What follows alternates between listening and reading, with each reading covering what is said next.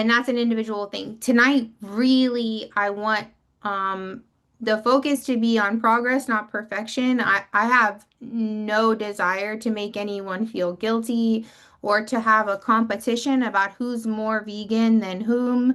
I have no interest in that. I really feel like everyone that is on this journey is at a different stage. I have been vegan for 4 years, which amongst my colleagues and peers is a very short amount of time. So anyways, the slide shows that veganism versus plant-based. A vegan diet obviously focuses on fruits, vegetables, grains, beans, nuts, and seeds. And for the lifestyle aspect, avoiding anything that's been animal tested. And we'll kind of get more into that. So, but not everyone who eats vegan identifies as vegan. Obviously, there is the whole food plant-based lifestyle diet, however you want to call it, which refers specifically to food and eating for medical advice, health reasons, personal wellness goals, possibly, for weight gain, weight loss. And so there is a distinction there that I think is important to note, um, because oftentimes vegans struggle with processed foods, fried foods, trying to turn maybe what we used to eat into something palatable, by deep frying it or covering it in a sauce. And that's not always the right health choice. It might be a conscientious choice, but maybe not best for our bodies. Um, so I would say neither approach is better or worse for any individual. It's just serving a different goal. And we're gonna kind of get into that. At this time, do you identify as like vegan, plant-based, somewhere in between? You're welcome to put it in the chat again and let me know kind of where you are, or just kind of what we call veg curious, starting out, interested in learning more. And that can kind of help guide the discussion tonight as well, so I can cater this to you, um, since it's just us.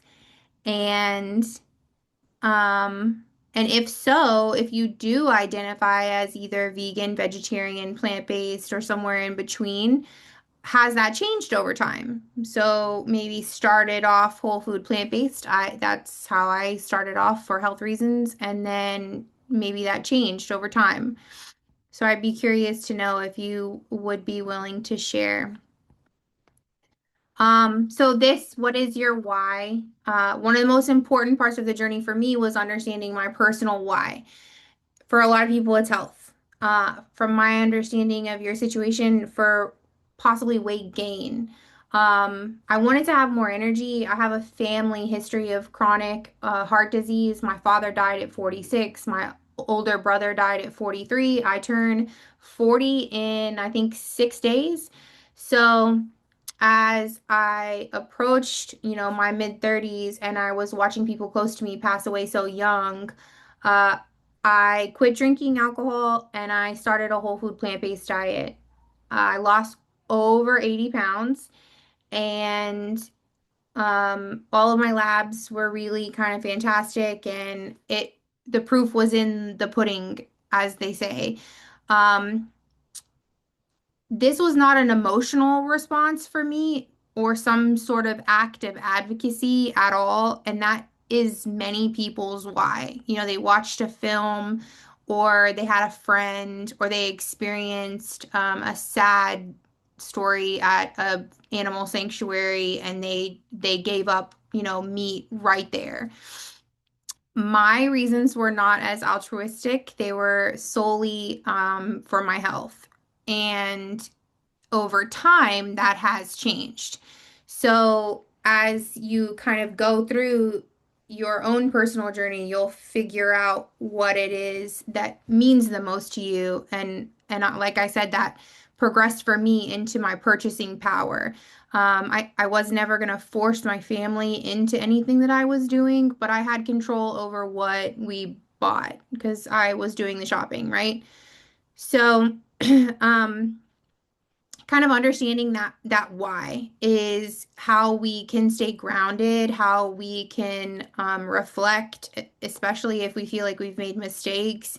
Um, and I would I would encourage you to hold whatever that why is gently and let it kind of persuade and guide your choices. Um, So, vegans and what they actually eat, one of the biggest misconceptions that I hear is that vegans only eat salads or processed foods. There's like never this in between moment. And that's really can't be further from the truth. Vegan food is often built around grains, beans, lentils, vegetables, fruits, seeds, a wide variety of beautiful, wonderful, culturally diverse spices that are filling, nourishing, and extraordinarily versatile. I remind people that vegan food should be about abundance and not restriction. I don't like to say that you're giving things up. Rather, you're just learning to build meals that are really satisfying. Um, Again, this kind of brings us back to supplementation. There are situations in which someone on a vegan diet would need to supplement things like iodine, selenium, zinc, vitamin D. B12 is a common one, omega 3s. I again would just say with clarity that I would consider getting lab tests done and see what the professional opinion is before consuming supplements as they're not super regulated. Um, but I encourage people to have a personalized and evidence-based approach to help support them, whatever it is that they're doing, whether it's vegetarian, veganism, gains, loss, because that's the only way that this is going to be sustainable. Um, and I added a chart here that kind of shows a plate of, we always grew up seeing the My Plate images of what that plate was supposed to look like. And then an additional image for dietary fiber. We hear so much about the carnivore diet, about protein. Um, it is ingrained in our society, our social media, everything right now. But fiber is so much more important to me.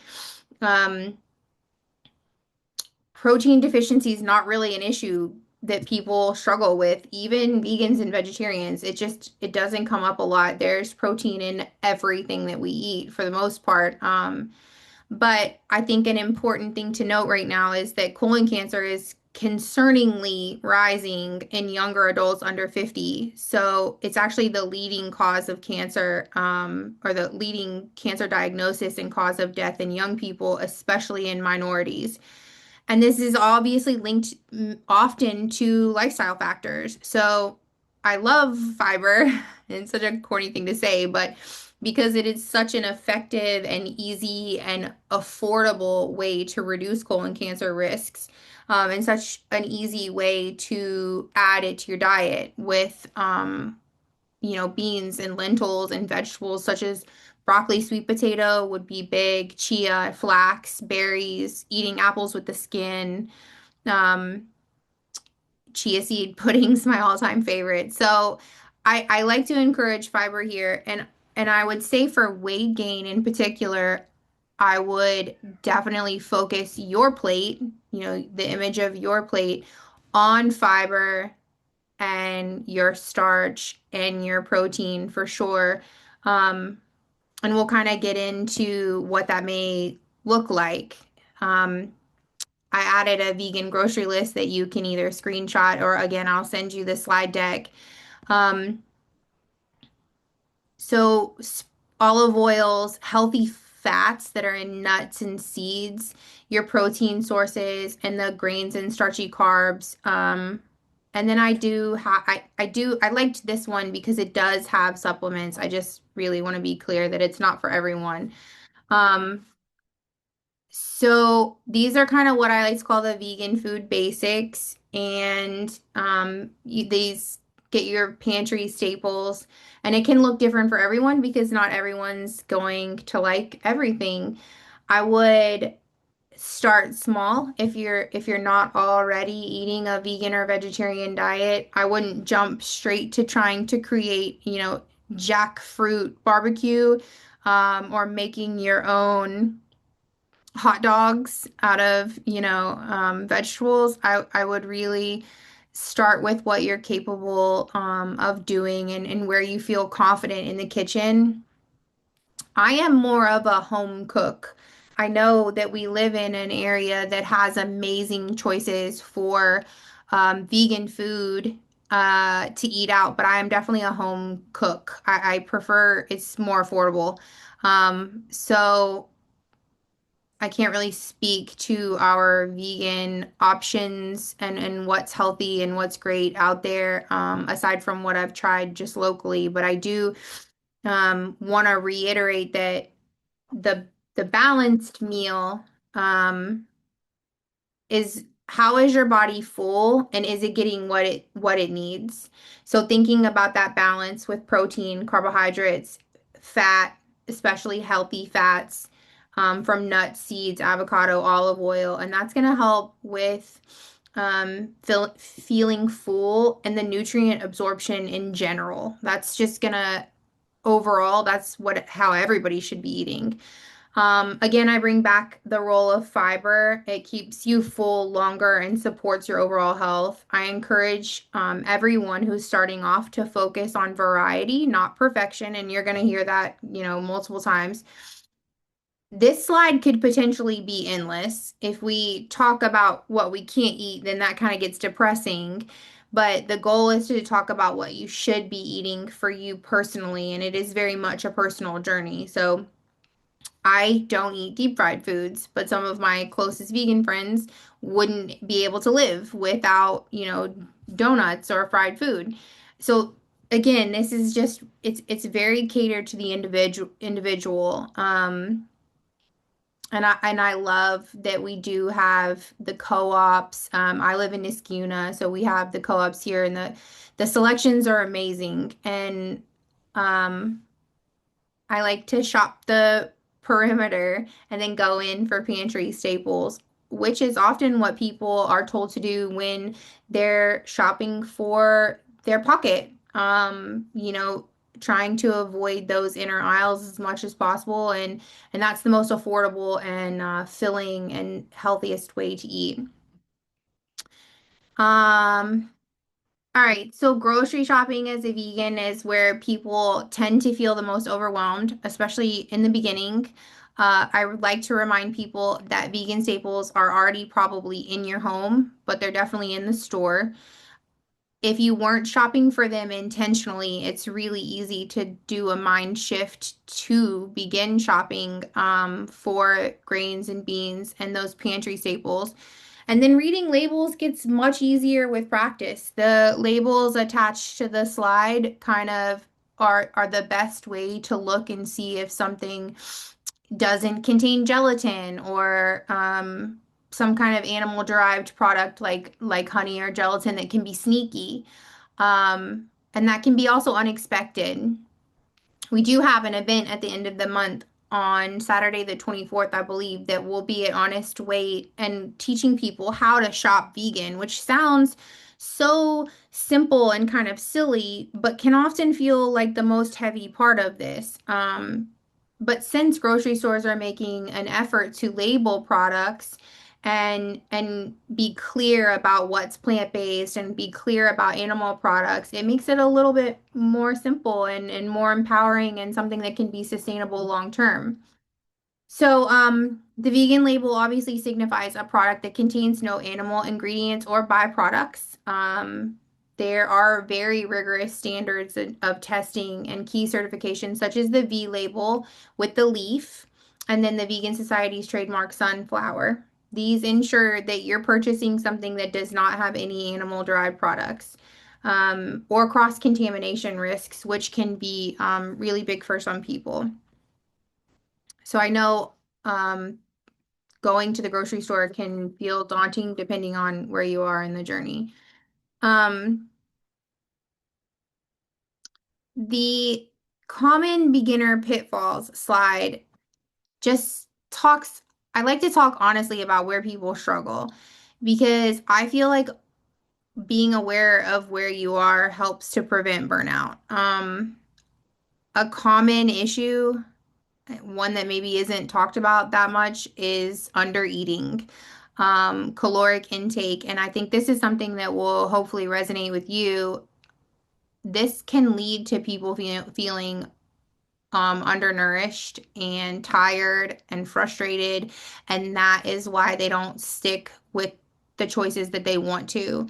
Um, Trying to be perfect right away, which just makes us feel stressed out.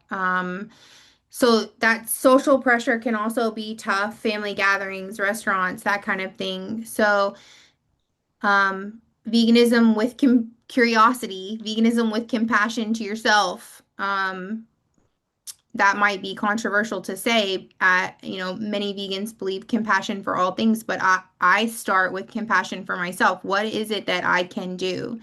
What am I financially able to do? What am I emotionally able to commit to? Um, I'm an adult learner. I'm almost 40, back in school. So I look at everything as a learning opportunity. And again, that takes me to that why. Like, what is it that I'm doing this for? Because it'll help me to not quit. Um, Being aware of all of those things and reflecting on that will just really make this transition or this longevity of this plan stick for you. Um, and having the mindset that it's just progress over perfection. I love that it's such a simple and kind of cliche thing, but it is absolutely the most important part of any lifestyle change. We're just making small changes day in and day out and doing the best that we can. Um, so going beyond kind of the plate obviously extends to conscious choices about our makeup, our clothing, our household products that avoid animal ingredients and animal testing, but not for everyone.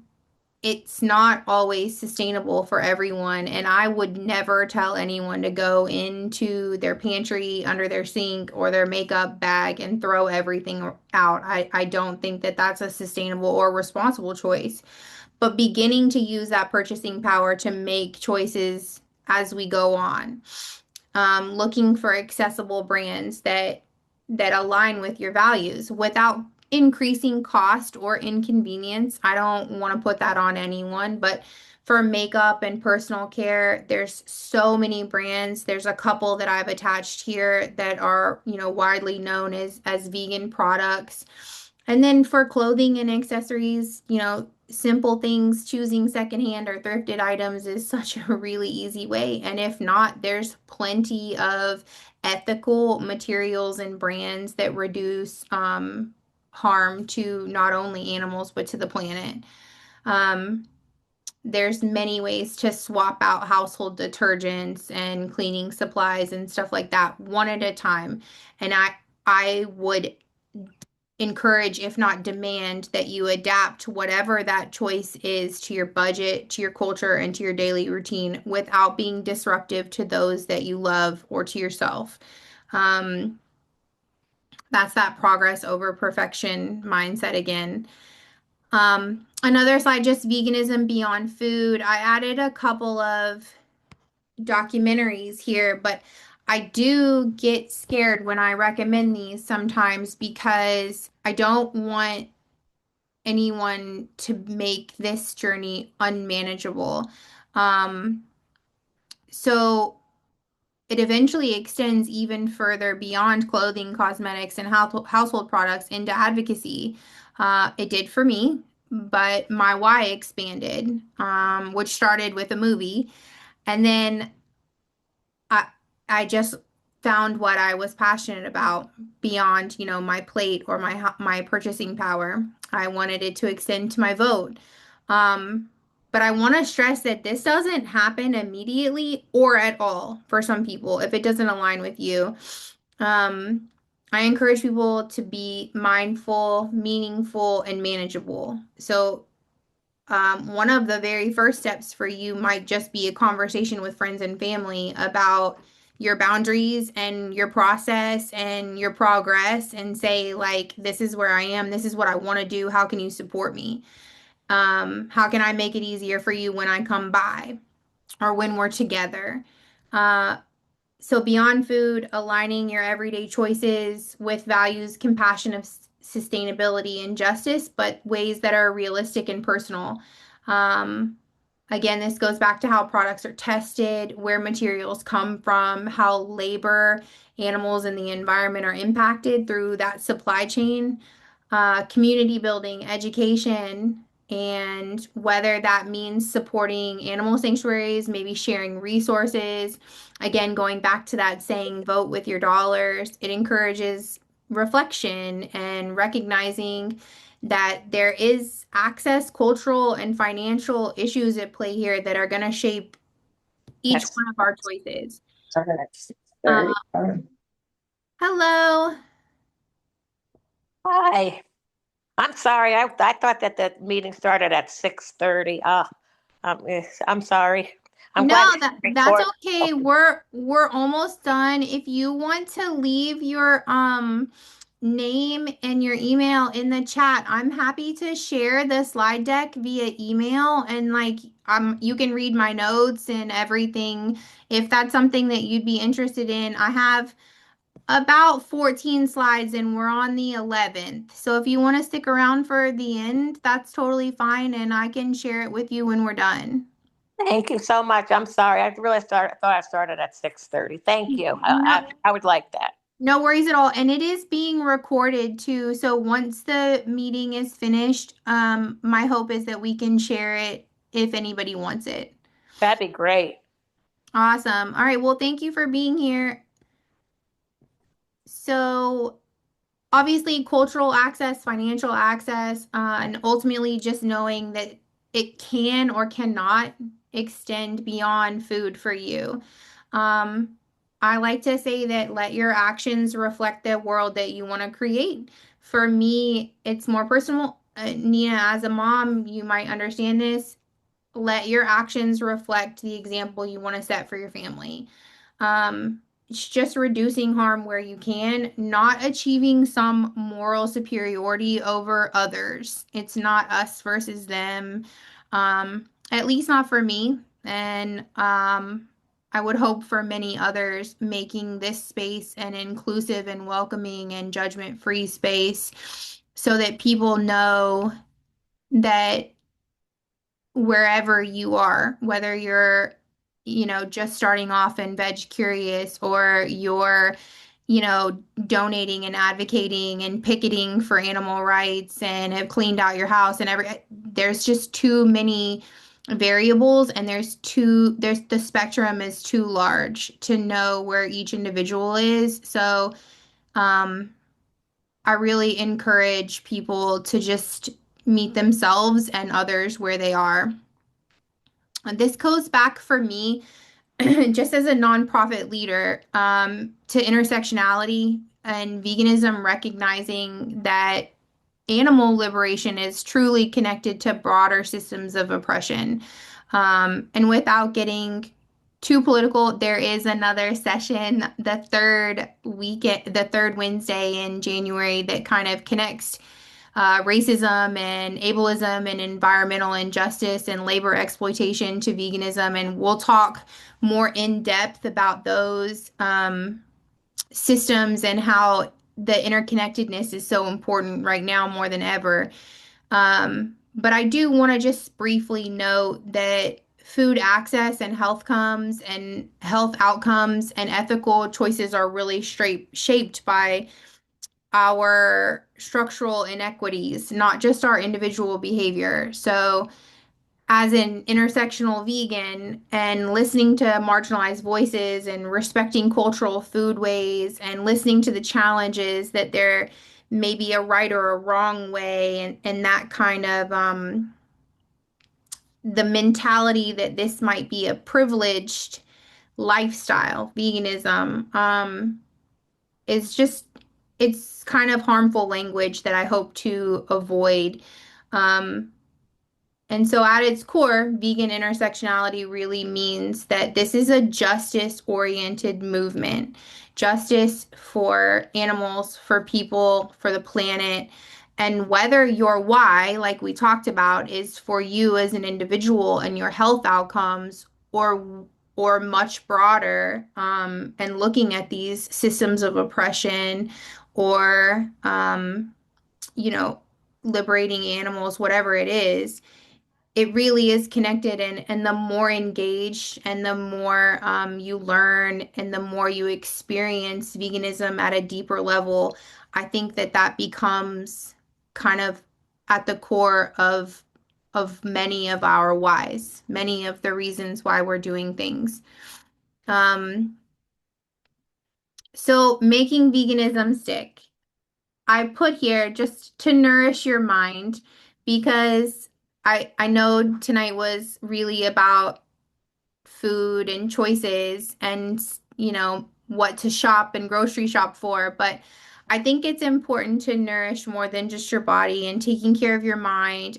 I like I said about the documentaries, be careful watching or reading too many horrors of the world.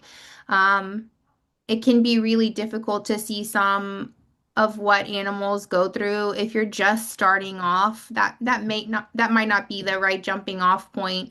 Um, it can be really a lot of noise that's painful.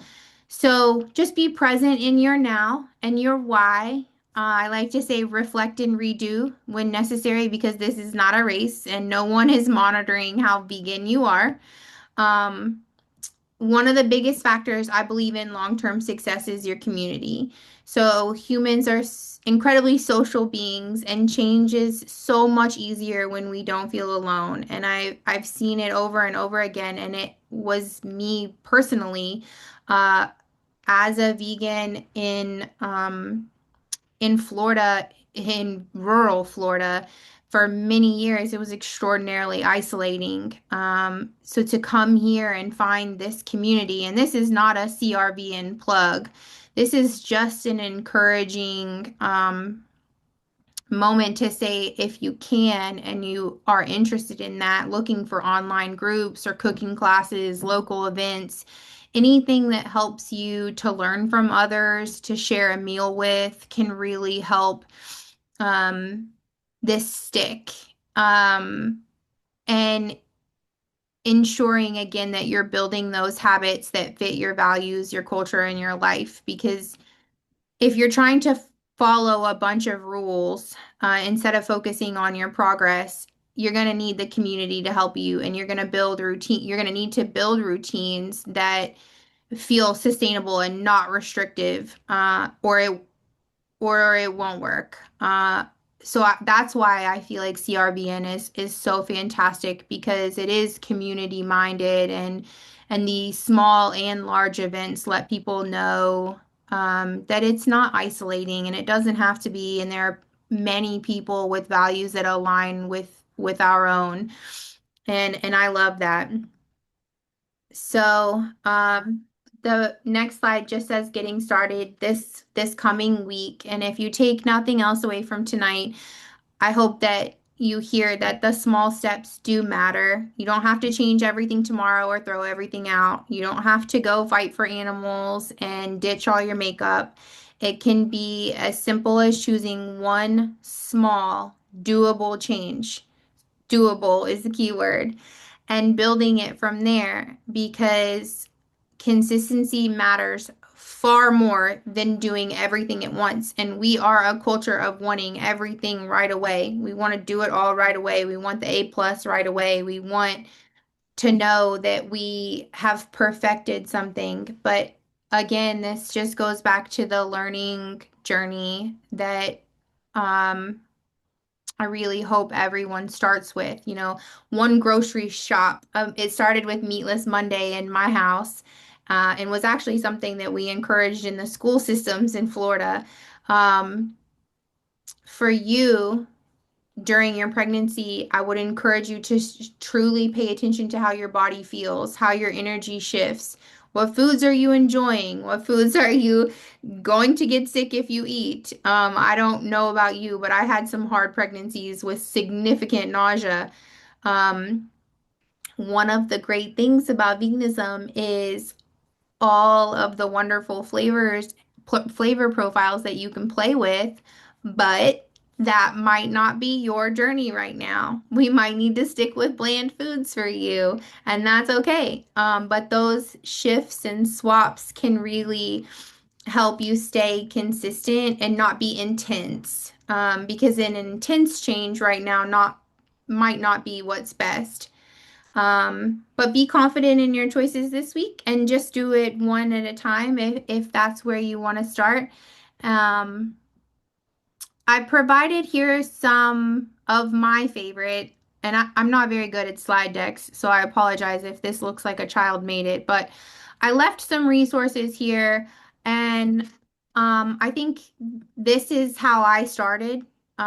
Forks over knives, I think, is one of the big ones that we all start with. And if you're looking for credible information, there's so much out there. Today, the Department of Health and Human Services released a new guideline for My Plate that encourages animal products for our fat and protein. It encourages full fat dairy, and I would really want to leave everyone tonight um, with looking at the science, looking at the meta-analysis and the controlled studies that really talk about long-term health here and look at science in a real way, in an approachable way, that you're getting those reassurances for yourself or for your family that this is meeting your nutritional needs.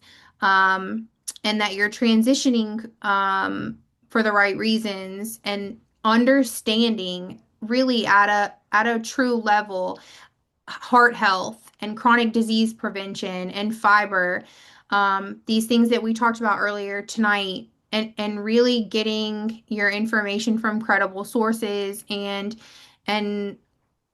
um, again, just learning what fits your body and your life. Our own Dr. Thompson, Dr. T, as we call her, is one of our sitting board members. She is a part of Physicians Committee for Responsible Medicine. She often has speaking and cooking class engagements. She's fantastic. We collaborate with her and the organization on a lot of things, and I trust their guidance and leadership. Rainbow Plant Life, Baker, again, Forks Over Knives. These are resources that can help you find not only honest science and data that backs up this lifestyle change, whether you go whole food, plant-based, vegan, vegetarian, um, but also can uncomplicate things, right? They can help us to bring flavor and satisfaction to our plates and to our choices, and help again make this stick. So I want to say framing veganism as a long-term relationship with your food and with your values, following a routine. It depends on the individual. I've said that probably 5 times tonight, but it is very individual, this journey. So if you like go-to meals and you meal prep, I would encourage you to continue to meal prep. If you like to eat out, I would encourage you to check out CRVN's website where there is a full interactive map of not just fully vegan restaurants, but restaurants that offer a wider selection of vegan choices. I would encourage you to, if you are an Instagrammer or a TikToker, click on a couple of vegan pages and follow them and learn from them and see what it is that they're putting out and if it aligns with what you're interested in. Um, Nina, I have your email, so after we get off tonight, I'm happy to look up some information that's more catered to what you're looking to get out of this. Um, as a non-medical doctor, I don't want to speak to weight gain or encourage you to try one thing over the other, but I am happy to reach out and find some information if you'd like me to do that, and I can email it over. Um, so I want to end and thank everybody, the two of you, for being here tonight. We were supposed to have six, oh well, five. So I don't know what happened, but I'm just glad that I got a chance to share. Again, I am happy to email not only the recording but the slide deck with my notes. Um, Ultimately, this is what you make it. It can be inclusive, it can be affordable, it can be culturally meaningful. It can just be a health journey that you need to be on for your body. And it can be private, it can be public, it can be with community, or it can be in your own home. There's no right or wrong way to do this, and there's no right or wrong way to be a vegan as long as it's ethical and sustainable. Um, I did want to leave a minute to open up for any questions or reflections or anything that you felt like stood out to you or maybe you disagreed with. Obviously, there's no bad questions, no wrong answers. I just want to leave some space for anybody who wants to speak or share really where they are. And if not, that's okay too. Uh, so. I will encourage you also. There are 3 more sessions of these Zoom educational classes, 6 p.m. every Wednesday in January. They cover a wide variety of topics. Next week will be the connection to animal advocacy, which is something we're really pushing at CRVN this coming year. We're going to have sanctuary days every quarter and work with local sanctuaries. We're working with the Humane League and other nonprofits to get legislation passed. So we're really taking broader steps in advocacy this coming year. We're very excited about that. So the third one, obviously broader systems of change, connecting veganism to feminism, LGBTQIA rights, labor rights. That class is going to be more emotional, I think, for people. And then the final one is with Claire, our president. She's going to talk about cooking, and she's the best cook ever. So she's gonna talk about recipes and meal planning and she's gonna really help push along how to make whether this was a New Year's resolution or you are a long time vegan, she will help you come up with some brilliant ideas in the kitchen. So those are the 3 remaining classes, and if you're interested, I would really encourage you to sign up and attend. It's the same Zoom link every time, so even if you just want to save this one and hop on. And yeah, that's all I have. If you have any questions, you can put them in the chat or you're welcome.